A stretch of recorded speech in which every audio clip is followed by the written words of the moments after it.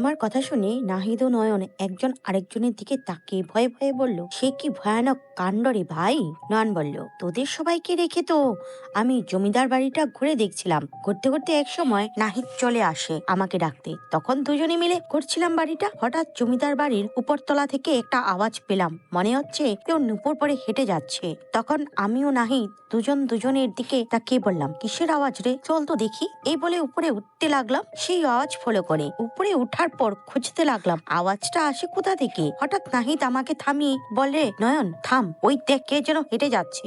নাহিদের কথায় দুজনেই দেওয়ালের আড়ালে গিয়ে উকি মেরে দেখলাম একটা মেয়ে হেঁটে যাচ্ছে। তার বড় বড় লম্বা চুল, কিন্তু ওর পিছনের দিকটা দেখে যাচ্ছে না, মুখ না। দুজনেই মেয়েটার পিছে পিছে যেতে লাগলাম উপরে। এক কোণে একটা রুমে ঢুকে পড়লো সেই মেয়েটি। দুজন তখন মজা করে বলতে লাগলাম, এটা কে রে, জমিদারের মেয়ে আবার ভূত হয়ে ফিরে আসছে নাকি নাকি কোনো পরী, চল তো গিয়ে দেখে সে কেমন পরী। এই বলে দুজনে সামনে এগিয়ে যেতে লাগলাম। ওই মেয়েটা যে রুমে ঢুকেছে সেই রুমের কাছে গিয়ে দরজার ফাঁক দিয়ে দেখলাম রুমের মধ্যে মেয়েটা জানালার দিকে। এই বলে দুজনে সামনে এগিয়ে যেতে লাগলাম। ওই মেয়েটা যে রুমে ঢুকেছে সেই রুমের কাছে গিয়ে দরজার ফাঁক দিয়ে দেখলাম রুমের মধ্যে মেয়েটা জানালার দিকে মুখ করে বসে গুনগুন করে গান করছে। দুজনেই ভাবতে লাগলাম, কে রে, রাতের বেলা আমরা কিছু বলে ওঠার আগে মেয়েটা মিষ্টি সুরে বলে উঠলো, আসো ভিতরে আসো, বাহিরে লুকিয়ে দেখছো কেন, আমি তো তোমাদেরই অপেক্ষা করছিলাম। মেয়েটার কথা শুনে দুজনে চমকে গেলাম, কারণ মেয়েটা তো আমাদের কখনো দেখিনি। সে জানালার দিকে মুখ করে কথা বলছে, তাহলে আমরা যে লুকিয়ে দেখছি সেটা জানলো কেমনে? আমি কিছু বুঝতে পারছি না কি করব। তখন মেয়েটা আবারও বলে উঠলো, কি হলো, আসো ভিতরে আসো। আমরা দুজন ভয়ে ভয়ে ভিতরে ঢুকলাম। ঘরটা বেশ পুরনো, চারিদিকে মাকড়সার জাল বেঁধেছে। লম্বা চুল ছেড়ে দিয়ে মেয়েটা বলে উঠলো, জানো আমার খুব কষ্ট, আমার গান কেউ শুনে না, তোমরা কি আমার গান শুনবা? মেয়েটার কথা শুনে আমরা বলে উঠলাম, কিন্তু আপনি কে, এই রাতের বেলা কি করছেন এই জমিদার বাড়িতে? আমাদের কথা কোনো কথা বললেন না। মেয়েটি আমরা আবারও বলে উঠলাম, বলেন কে আপনি, এদিকে ঘুরেন তো, আপনার মুখ দেখতে পারছি না। আমাদের কথা শুনে মেয়েটা আমাদের সামনে তার মাথাটা ঘুরিয়ে দিলেন। এ কি দেখলাম, মেয়েটার শরীর সামনের দিকে, মাথাটা পেছনের দিকে। মেয়েটা মাথা ঘুরিয়ে বলল, দেখো ভালো করে দেখো, কি চিনতে পারো আমায়? এই বলে ভয়ানক একটা হাসি দিল। কি বলবো, বলার ভাষা নেই। মেয়েটার মুখে কাটা কাটা দাগ, কে যেন মুখে কিছু একটা দিয়ে খুব মেরেছে। চোখ দুটার কথা কি বলবো, চোখের কোনো মনি নেই, পুরো চোখটা সাদা। এইটা দেখে দুজন দুজনকে ধরে কাঁপতে লাগলাম। পিছন থেকে দরজাটা ঠাস করে লেগে গেল। বাইরে মনে হচ্ছে প্রচুর ঝড় শুরু হয়েছে। ভয়ে দুজনে বের হতে চাইলাম সেখান থেকে, কিন্তু দরজা তো লাগানো, বেরোতে পারছি না। এদিকে সেই ভয়ঙ্কর মেয়েটা হাসতে হাসতে বলছে, কোথাও যেতে পারবি না কি করব? আমরা জোরে জোরে চিৎকার দিতে লাগলাম আর দরজা ধাক্কাতে লাগলাম। ধাক্কাতে ধাক্কাতে দরজা খুলে গেল। বাইরে অনেক অন্ধকার। দুজনে দৌড় দিলাম নিচের দিকে। নিচে এসে চিৎকার দিয়ে ডাকছিলাম, তোদের, নিষাদ, এই নিষাদ, আকাশ, এই নিষাদ, কই তোরা? কিন্তু তোদের কোনো মাছ পেলাম না। দুজনে বুঝতে পারলাম আমাদের সাথে খারাপ কিছু ঘটবে, তাই দেরি না করে দৌড়াতে দৌড়াতে বাসায় আসছি। আমরা বাসায় আসার পরও শান্তিতে থাকতে পারিনি। বারবার মনে হচ্ছিল বাসার উঠোনে কেউ দাঁড়িয়ে আছে। চোখে ঘুম আসলে হঠাৎ ঘুম ভেঙে যায়। তখন মনে হয় পায়ের কাছে কেউ বসে আছে। সরি রে, আসলে তোর কথা শুনলে আমাদের সাথে এরকম হতো না। এই কথাগুলো নয়ন ও নাহিদ বলছিল আমাদের। আমিও আকাশ দুজনেই শুনছিলাম। ওদের কথা শুনে বললাম, দেখ, চারজনই বেঁচে ফিরেছি। এর মানে এই না আমাদের বিপদ কেটে গেছে। বড় কোনো সমস্যা হবার আগে চল কোনো কবিরাজের কাছে যাই। আমার কথায় সবাই একমত হয়ে বলল, সেটাই করি, সেটাই মনে হয় ভালো হবে। কথা মতো একজন কবিরাজের কাছে গেলাম। ওনার কাছে গিয়ে সব খুলে বললাম। ওনাকে আমাদের মুখের কথা শুনে কবিরাজ বললেন, ভাবসাব তো ভালো না দেখছি। আচ্ছা তোমরা বসো, আমি দেখি সেই জিনকে হাজির করতে পারি কিনা, দেখি তাদের সাথে কথা বলতে পারি কিনা। এই বলে কবিরাজ একটা গোল বৃত্তে এঁকে তার মাঝে বসে বিড় করে কি যেন পড়তে লাগলো। আমরা পাশে বসে দেখছিলাম। 20 মিনিটের মতো কবিরাজ চেষ্টা করছে, কিন্তু কাজ হচ্ছে না। হঠাৎ করে আশেপাশের পরিবেশ বদলায় যেতে লাগলেন। সারাদিকে গাছপালাগুলো মনে হয় ভেঙে পড়ছে। প্রচন্ড বাতাস শুরু হলো। রুমের মধ্যে থাকা লাইটটা পটাশ করে ফেটে গেল। সে কি ভয়ানক কাণ্ড! আমাদের সামনে হঠাৎ কবিরাজকে কে যেন বুকের মধ্যে একটা আঘাত করলেন। কবিরাজ 5 হাত পিছনে ধপাস করে পড়ে গেলেন। আমরা দৌড়ে তার কাছে গেলাম। রক্ত আসছে কবিরাজের মুখ দিয়ে। উনাকে তুলে বিছানায় শুইয়ে দিলাম। বেশ কিছুক্ষণ পর কবিরাজ আমাদের সবাইকে বললেন, দেখো, এটা আমার দ্বারা হবে না। এই জিনগুলো কাফের জিন, খুব খারাপ। এরা কালো জাদু শেখার জন্য মাঝে মাঝে ধ্যানে বসে। তোমরা জানো তোমরা কি করেছো? সেই জঙ্গলে জমিদার বাড়িতে এই জিনেরা থাকতো অনেক বছর ধরে। তারা একটা সাধনায় বসেছিল। তারা যখন ধ্যান করছিল তখনই তাদের ডিস্টার্ব করেছো তোমরা পিকনিক করতে গিয়ে। এখন তো ওরা। আমরা বললাম, কি ওরা কি করবে আমাদের বলেন বলেন প্লিজ। কবিরাজ আমাদেরকে বললেন, আমার দ্বারা এটা সম্ভব না। এরা কাফের জিন, কালো জাদুতে এরা ওস্তাদ, এদের শক্তিও অনেক। তোমরা কোনো বড় কবিরাজ বা হুজুরের কাছে যাও। আর হ্যাঁ, সাবধানে থেকো। কবিরাজের মুখে এইসব কথা শুনে টেনশনে পড়ে গেলাম। কি করব এখন আমরা? একজন আরেকজনেরকে বলাবলি করছি। কি রে, কি করব এখন? আর কি করার আছে? ভুল তো একটা করেই ফেলেছি। এখন জীবন বাঁচাতে হবে। এই ভেবে সবাই চিন্তা করলাম অন্য কোনো কবিরাজের কাছে যাব। কথা মতো 2 দিন পর অন্য একটা কবিরাজের কাছে গেলাম। গিয়ে সব খুলে বললাম। কবিরাজ আমাদের কথা শুনে বললেন, বুঝলাম। আসলে এরা খারাপ জিন। এদের কেউ ডিস্টার্ব করলে বা কোনো কাজে বাধা দিলে এরা তাদের পিছু ছাড়ে না। আমি দেখছি কি করা যায়। এই বলে কবিরাজ কিছু কাজ করলেন ও আমাদের বললেন, সবাইকে একটা করে তাবিজ দিয়ে বললেন, এটা পরে থাকবে সব সময়। আশা করি কিছু হবে না আর। কবিরাজের কথা মতো তাবিজ নিয়ে সান্ত্বনা পেলাম। সবাই ভাবলাম এখন মনে হয় সব ঠিক হয়ে যাবে। এভাবে কিছুদিন চলে গেল। কারোর সাথে কিছুই ঘটেনি। বেশ কিছুদিন যাবার পর এক সকালবেলা নাহিদ দৌড়াতে দৌড়াতে আমার বাসায় এসে বলল, নিশাদ, সর্বনাশ হয়েছে রে। ওকে লাফাতে দেখে বলে উঠলাম, আরে এভাবে দৌড়ে আসলি কেন? আর কি সর্বনাশ হয়েছে? বস বস এখানে আর বল কি হয়েছে। আমার কথা শুনে নিশাদ ভয়ে ভয়ে বলে উঠল, ভাই কি বলবো, বলার ভাষা নেই। তাবিজে কাজ হচ্ছে না। আমার সাথে আবারও ভয়ানক ঘটনা ঘটছে। আমি বললাম, আরে কি বলিস, কি হয়েছে বলতো? তখন নাহিদ বলল, কালকে রাতে হঠাৎ ঘুমটা ভেঙে গিয়েছিল। আমার কেন ভাঙছে জানিস? কারণ আমি শুনতে পেলাম তুই আর আকাশ আমাকে ডাকছিস দরজায় ঠক ঠক করে। আমি ভাবছি তোরা আমার বাসায় আসলি। এই ভেবে দরজা খুলে দেখি বাইরে কেউ নেই। তখন মনের ভুল ভেবে শুয়ে পড়লাম।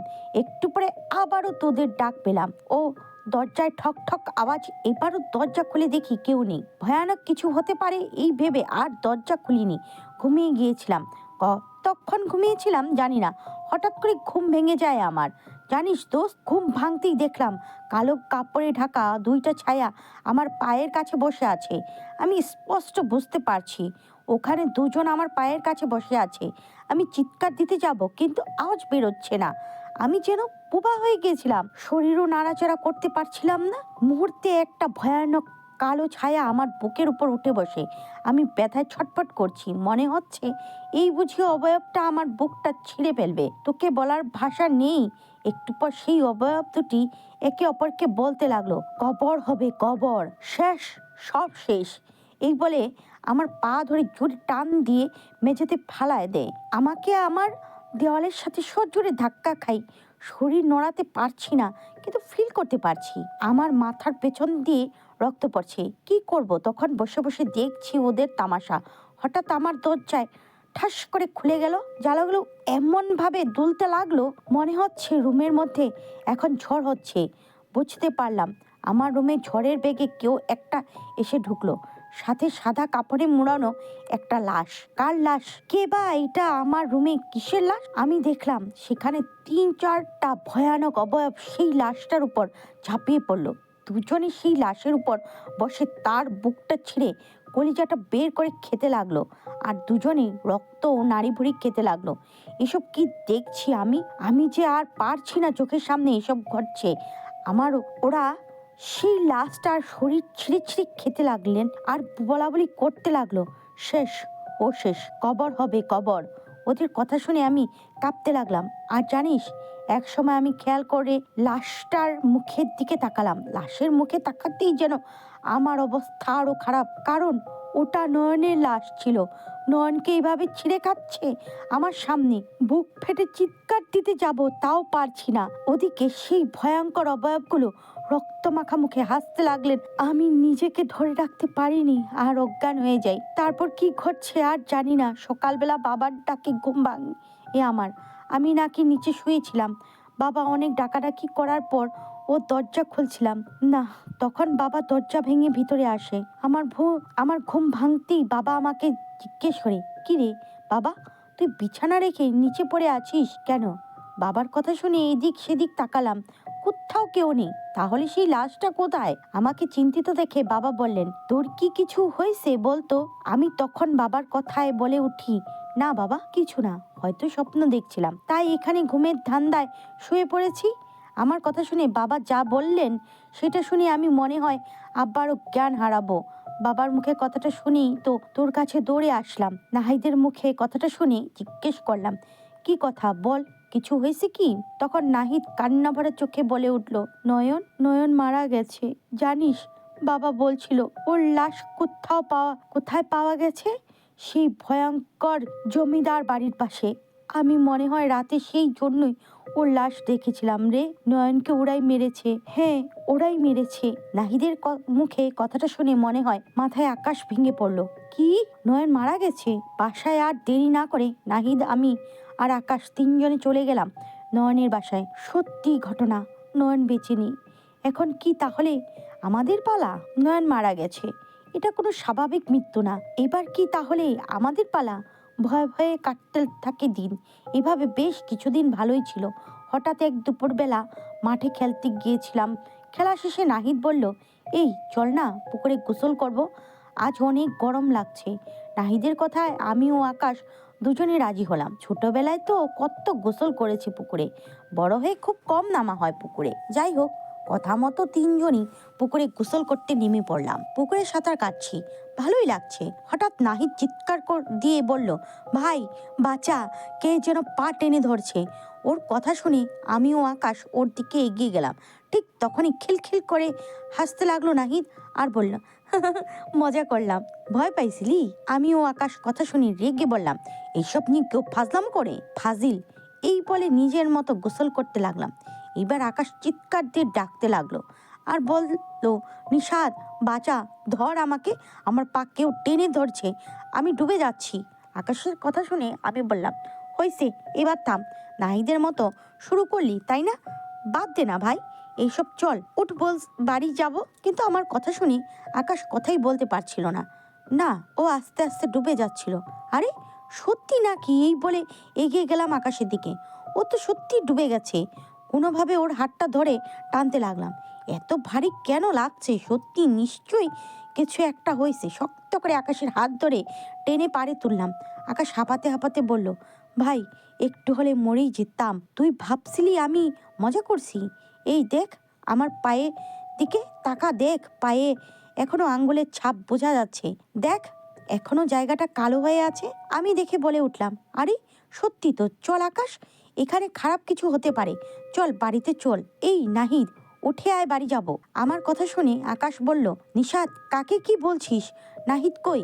আরে পুকুরে তো কেউ নেই। দুজনই খুঁজতে লাগলাম নাহিদকে। যেখানে গোসল করছিলাম সেখানে দুজনে নেমে খুঁজেছি, পাইনি। এদিক সেদিক ডাকাডাকি করছি, কিন্তু কোথাও পাইনি নাহিদকে। উপায় না পেয়ে নাহিদের বাসায় গেলাম বিষয়টা বলতে। ওর বাসায় গিয়ে নাহিদের বাবাকে ডাকতে লাগলাম আর বললাম, আঙ্কেল তাড়াতাড়ি চলেন, আমরা খেলা শেষে তিনজনই গোসল করছিলাম, হঠাৎ নাহিদকে খুঁজে পাওয়া যাচ্ছে না, চলেন তাড়াতাড়ি। আমার মুখে কথাটা শুনে আঙ্কেল অবাক হয়ে বললেন, এসব কি বলছো তোমরা? আমি বললাম, আঙ্কেল কি বলছি, পুকুর পাড়ে গেলে বুঝবেন, তাড়াতাড়ি লোকজন ডাকেন, নাহিদকে খুঁজতে হবে, নইলে বড় বিপদ হয়ে যাবে। আমার কথা শুনে আঙ্কেল বললেন, বাবা তোমরা শান্ত হও, এসব কি বলছো? কিছু বুঝছি না। আরে নাহিদ তো ঘরে শুয়ে আছে সকাল থেকে, গায়ে অনেক জ্বর ওর, কোথাও বের হয়নি। আর তোমরা বলছো তিনজনই খেলতে গেছো, পুকুরে গোসল করছো, কি বলো এগুলো? কি আঙ্কেল কি বলেন এগুলো? আর কোনো কথা না বলে চলে গেলাম নাহিদের রুমে। গিয়ে দেখলাম সত্যি নাহিদ শুয়ে আছে।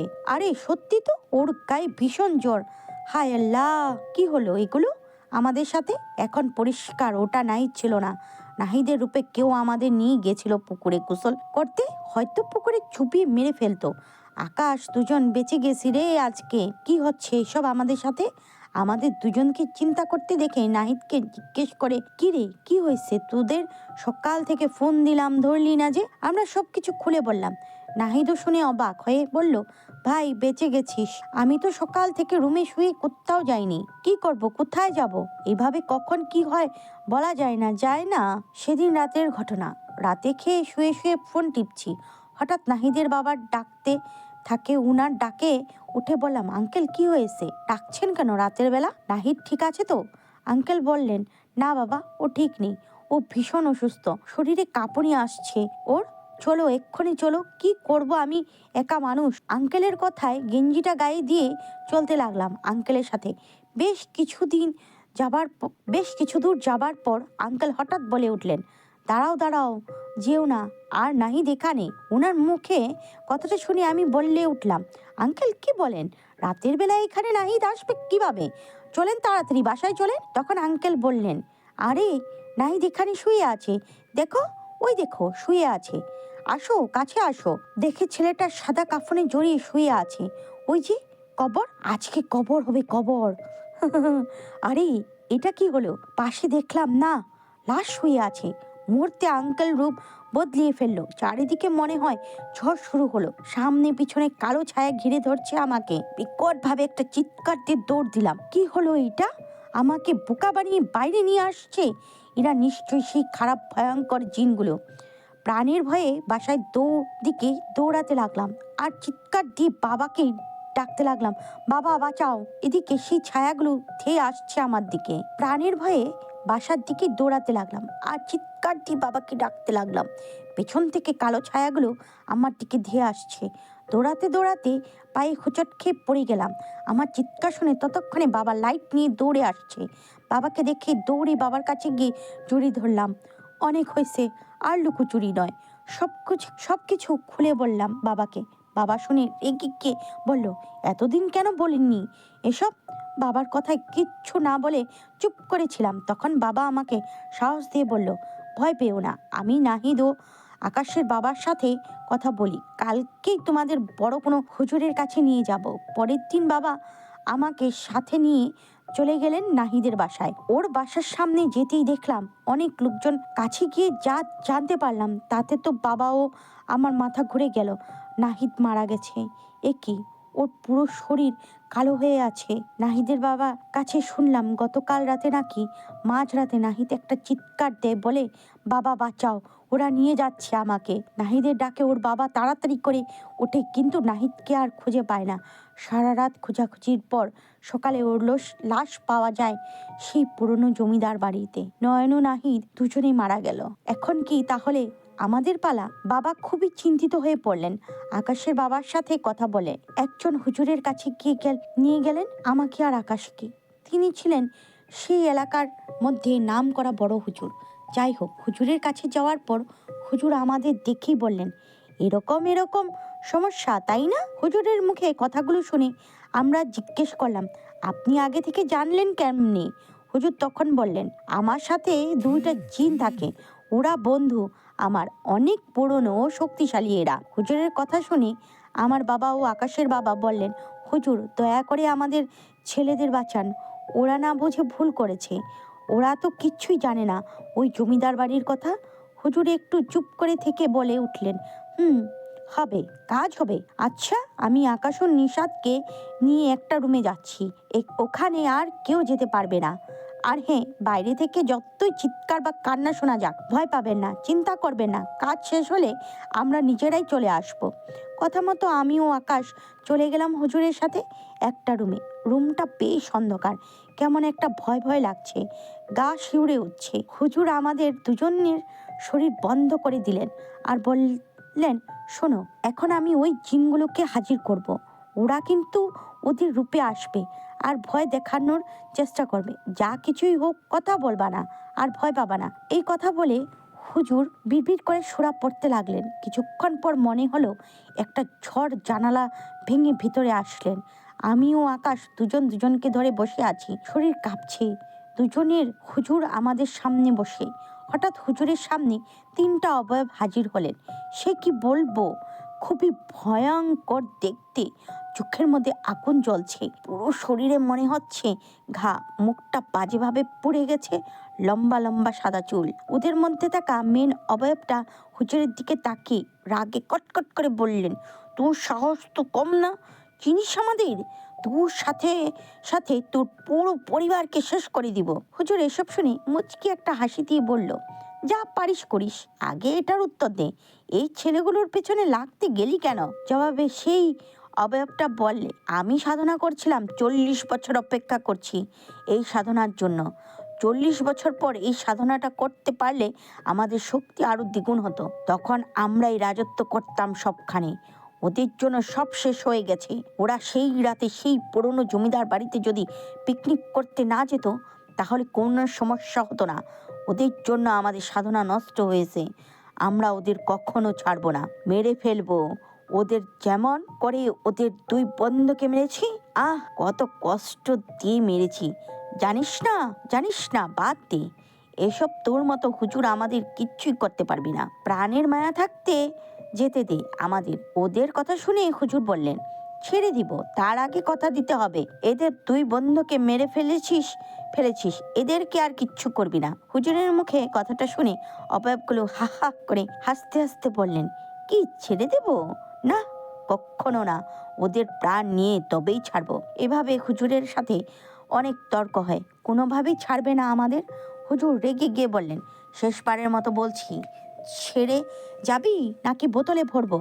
এটা শুনে সেই ভয়ানক অবয়বগুলো হাসতে হাসতে বললেন, বোতলে ভরবি? খুব বার বেড়ে গেছিস তাই না?